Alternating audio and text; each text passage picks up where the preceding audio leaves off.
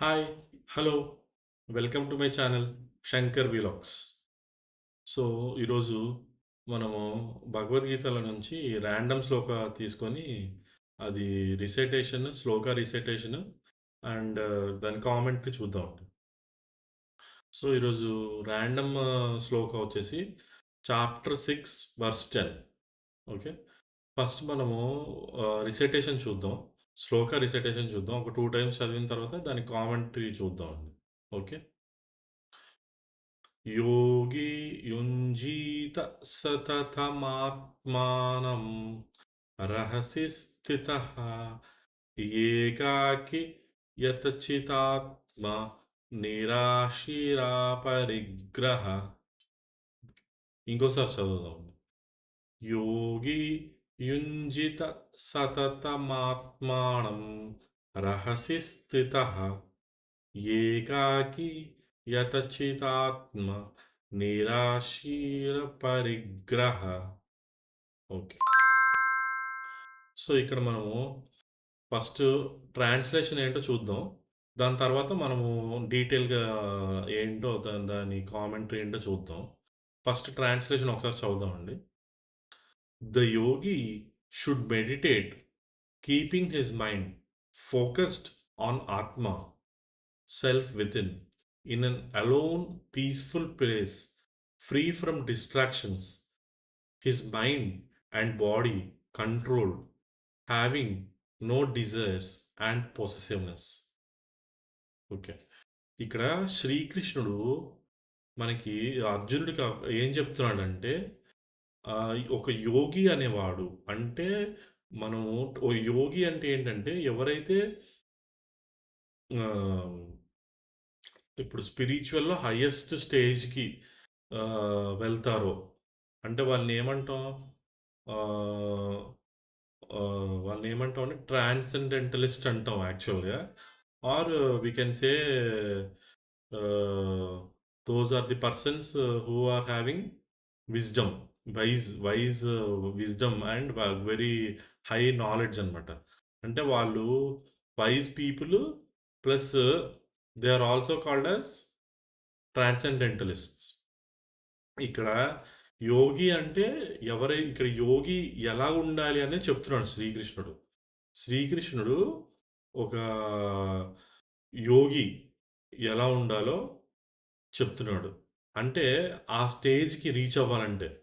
ఇప్పుడు వీళ్ళంతా రీచ్ అయ్యారు కదండీ! ఇప్పుడు మన శంకరాచార్య వారు, ఇంకా రామకృష్ణ పరమహంస, వీళ్ళంతా ఎటర్నల్ సోల్స్ అన్నమాట.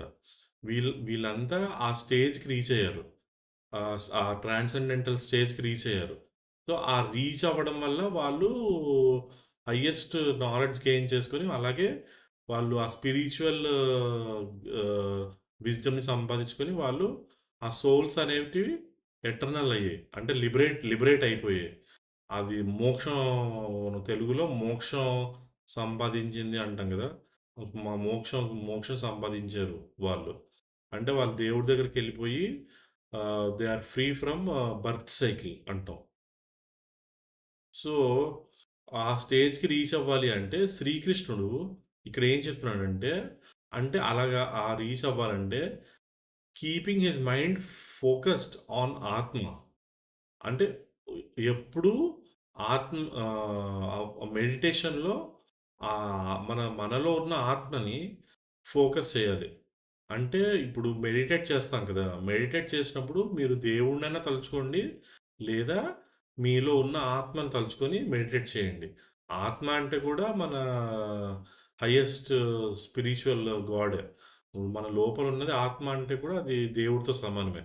సో, మీరు మీ ఆత్మనన్నా తలుచుకోండి, లేదా మీ ఇష్టదేవుడినైనా తలుచుకొని మెడిటేట్ చేయండి. మైండ్ ఎప్పుడు ఫోకస్‌గా ఉండాలి. అంటే ఆ ఫోకస్ ఏంటంటే స్టడీగా ఉండాలి. మన మెడిటేషన్ అనేది ఎక్కడ డైవర్ట్ అవ్వకుండగా ఓన్లీ వన్ మైండెడ్‌నెస్‌తో ఓన్లీ వన్ డివోట్ అయినట్టు మెడిటేట్ చేయాలన్నమాట. ఆ స్పిరిచ్యువల్ గాడ్‌కి ఆర్ ఆత్మకి, మనలో ఉన్న సెల్ఫ్ ఆత్మకి. అది కూడా ఎలాంటి ప్లేస్‌లో మీరు చేసుకోవాలి meditation? In an alone peaceful place. మీరు ఆ ప్లేస్ కూడా ఎలా చూజ్ చేసుకోవాలి అంటే, పీస్‌ఫుల్‌గా ఉండే చోటు. అంటే ఎక్కడ మీకు డిస్టర్బెన్స్ అనేది ఉండకూడదు. పీస్‌ఫుల్‌గా ఉండాలి. మీకు సౌండ్స్ అవి ఇవి రాకూడదు. మీకు ఎలా ఉండాలి అంటే జస్ట్ లైక్ ఇప్పుడు మీరు నైట్ టైము డిస్టర్బెన్స్ అనేది ఉండదు. మీకు నైట్ టైమ్ అంతా చాలా పీస్‌ఫుల్ అంటే మీకు నాయిస్ అనేది ఉండదు. ఆ నాయిసెస్ లేని ప్లేసెస్‌లో మీరు మెడిటేట్ చేస్తే మంచిదనమాట. Free from distractions. అలాగే మీకు డిస్ట్రాక్షన్స్ అనేవి ఉండకూడదు. మిమ్మల్ని ఎవరైనా డిస్టర్బ్ కూడా చేయకూడదు. సో, అలాంటి ప్లేస్‌లో మెడిటేట్ చేయాలి. అలాంటి ప్లేసెస్ చాలా ఉన్నాయి. మీరు చూజ్ చేసుకోవాలి.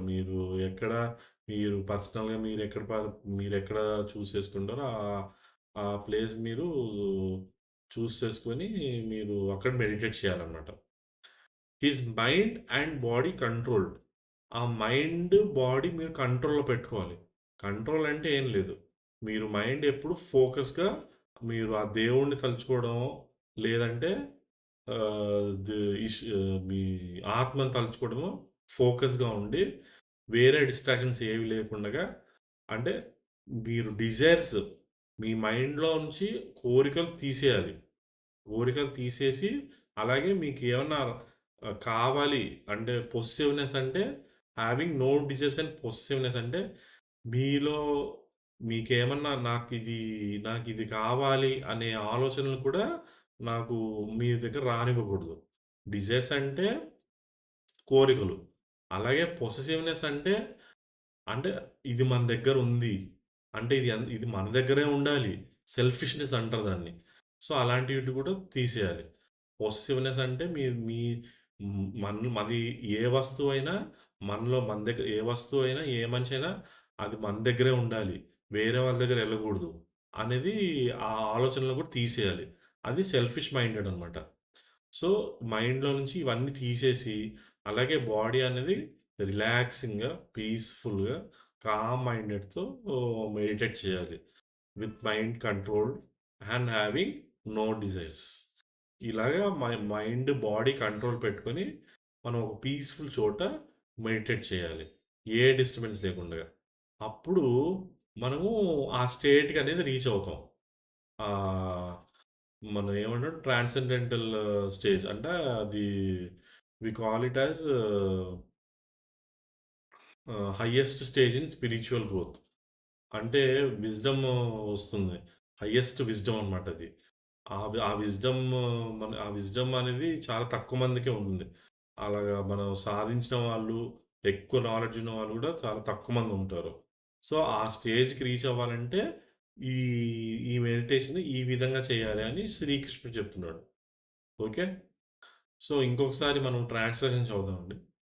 The yogi should meditate, keeping his mind focused on Atma, self within, in an alone, peaceful place, free from distractions, his mind and body controlled, having no desires and possessiveness. Okay. So, ఇక్కడ మనకి శ్రీకృష్ణుడు ఏంటంటే, మీరు ఆహ్, మీరు యోగి అనే స్టేజ్‌కి ఎప్పుడు రీచ్ అవుతారో, ఆ మెడిటేషన్ విధానం ఎలా చేయాలో చెప్తున్నాడు. సో, ఈ విధంగా చేస్తే మీరు ఆ స్టేజ్‌కి మీరు రీచ్ అవ్వగలరు అని శ్రీకృష్ణుడు మనకు మెసేజ్ ఇస్తుంది. అది అర్జునుడికి చెప్తున్నాడన్నమాట. ఓకే. అది ఆఫ్‌కోర్స్ మనందరికీ చెప్తున్నాడనుకోండి. స్పెసిఫిక్‌గా మనకి అర్జునుడికి అది చెప్తున్నట్టు ఉంటాడు. ఓకే. సో, ఇదండి ఈరోజు శ్లోక రిసైటేషన్ దాని కామెంటరీ. సో, మనం నెక్స్ట్ క్లాస్‌లో మరి ఇంకొత్త శ్లోకాతో దాని కామెంటరీతో కలుద్దాం. అంతవరకు థాంక్ యూ. బాయ్.